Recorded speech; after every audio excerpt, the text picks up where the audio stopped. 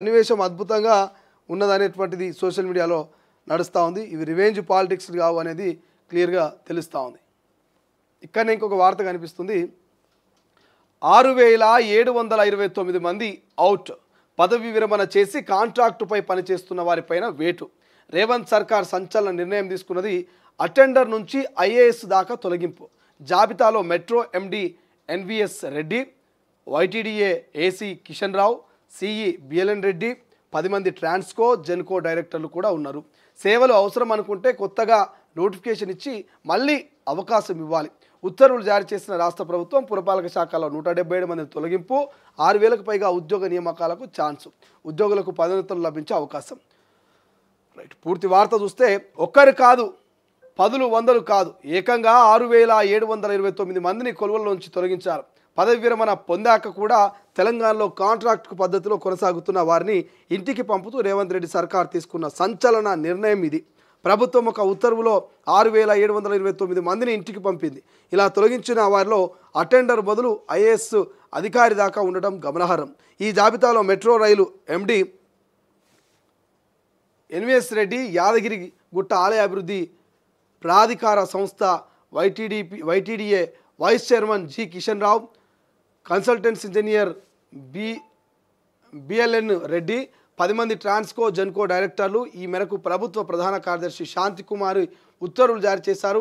ఈ నెలాఖరుల కల్లా అందరినీ తొలగించాలని ఆదేశించారు.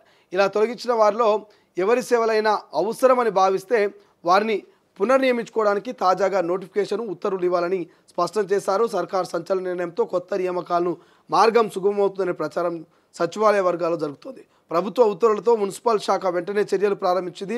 తమ శాఖలో కాంట్రాక్టు పద్ధతిపై కొనసాగుతున్న 177 మంది విశ్రాంత ఉద్యోగులను తొలగిస్తూ మున్సిపల్ అడ్మినిస్ట్రేషన్ ముఖ్య కార్యదర్శి దానకిషోర్ గురువారం ఉత్తర్వులు జారీ చేశారు. వీరిని తక్షణమే తొలగిస్తున్నట్టుగా ఉత్తర్వుల్లో స్పష్టం చేశారు. ఈ జాబితాలో హెచ్ఎండిఏ, జిహెచ్ఎంసీ హైదరాబాద్కు సంబంధించినటువంటి ఇంకొంతమంది అధికారులు ఉన్నట్టుగా తెలుస్తోంది. బట్ ఏదేమైనా ఇది ఒక అద్భుతమైనటువంటి నిర్ణయం. కొత్త వాళ్ళకు అవకాశం వచ్చేటువంటి ఛాన్స్ ఉంది. ఎందుకంటే వీళ్ళంతా కూడా పదవి విరమణ చేసిన తర్వాత కాంట్రాక్టుపై పనిచేస్తున్న వారందరూ కూడా 6729 మంది, అంటే దాదాపుగా 7000 మంది ఉద్యోగస్తులు ఇక మీ సేవలు చాలు అని చెప్పేసి వాళ్ళు తొలగించరు. ఇంకెవరైనా కొత్త వాళ్ళకు అవకాశం ఇద్దాం అనేటువంటి ఉద్దేశంతో చేసినట్టు తెలుస్తుంది. సో ఈ కాంట్రాక్టులో ఇంకెవరైనా పని చేయించుకోవాలి, ఇంకెవరినైనా వాళ్ళ సేవల్ని మనం కనుక వాడుకోవాలి అనుకుంటే మళ్ళీ వాళ్ళకు ప్రభుత్వ ప్రధాన కార్యదర్శి శాంతికుమారి వాళ్ళకు ప్రత్యేకంగా మళ్ళీ నోటిఫికేషన్ ఇచ్చి వాళ్ళని జాయిన్ చేసుకునేటువంటి పరిస్థితి మనకైతే కనిపిస్తుంది. ఇక చూడండి, పునర్నిర్మాణం కింద వాళ్ళని జాయిన్ చేసుకునేందుకు ఛాన్స్ ఉందంట.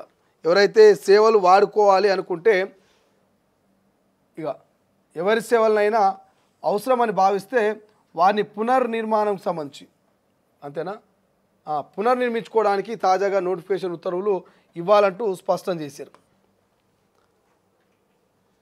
సో అట్లా చాలామంది కీలక నేతలు ఎవరెవరు, ఆఫీస్ బాయ్ అటెండర్ నుంచి ఐఏఎస్ ఆఫీసర్ దాకా మొత్తం 6729 మందిని తొలగించారు. సో ఇది నిజంగా సీఎం రేవంత్ సంచలన నిర్ణయం అని చెప్పుకోవచ్చు. 15 నెలల కాంగ్రెస్ ప్రభుత్వం వచ్చినాక ఇది మొదటి నిర్ణయం కావచ్చు ఇంతమందిని ఒకేసారి తొలగించడం. సో వీళ్ళ వల్ల కొత్త వారికి అవకాశాలు వస్తాయి. వీళ్ళందరూ కూడా ఆల్రెడీ పదవి విరమణ తీసుకొని మళ్ళీ కాంట్రాక్టర్లపై పనిచేస్తున్న వారందరూ కూడా వీళ్ళందరూ కూడా కాంట్రాక్టుపై పనిచేస్తున్న వీరందరూ ఇంకా మీ సేవలు చాలని చెప్పేసి ఇస్తేస్తూ ఉన్నారు. కీలకమైనటువంటి నేతలు ఎన్విఎస్ రెడ్డి ఉన్నాడు, యాదగిరిగుట్ట ఆలయ అభివృద్ధి ప్రాతినిధ్యకార సంస్థ వైఎస్ చైర్మన్ కిషన్ రావు ఉన్నాడు. సో ఇట్లా చాలామంది 10 మంది ట్రాన్స్కో అండ్ జెన్కో డైరెక్టర్లు ఉన్నారట. సో చాలామంది ఉన్నారు. కాబట్టి వీళ్ళ సేవలు అవసరం అనుకుంటే కొత్తగా నోటిఫికేషన్ ఇచ్చి మళ్ళీ అవకాశం ఇవ్వటువంటి ఛాన్స్ ఉందట. ఉత్తర్వులు జారీ చేసిన రాష్ట్ర ప్రభుత్వం ఇక పురపాలక శాఖలో 177 మందిని ఇప్పటికే తొలగించారట. సో 6000కు పైగా ఉద్యోగ నియామకాలకు ఛాన్స్ ఉంది. కాబట్టి 6000 ఉద్యోగాలు అంటే మామూలు విషయం కాదు. ఉద్యోగులకు పదోన్నతులు లభించే అవకాశం కూడా ఉందట. వీళ్ళని తీసేస్తే వీళ్ళ ప్లేస్లో కింది స్థాయిలకు పదోన్నతులు లభిస్తాయి. అండ్ మళ్ళా ఈ పదోన్నతులు అంటే పై స్థాయికి పోయిన వాళ్ళ ప్లేస్ ఇక్కడ రీప్లేస్మెంట్ చేయాలంటే మళ్ళీ కొత్తగా ఉద్యోగాలు. సో ఓవరాల్గా ఒక 6000 ఉద్యోగాలు అయితే కొత్తగా రాబోతున్నాయి.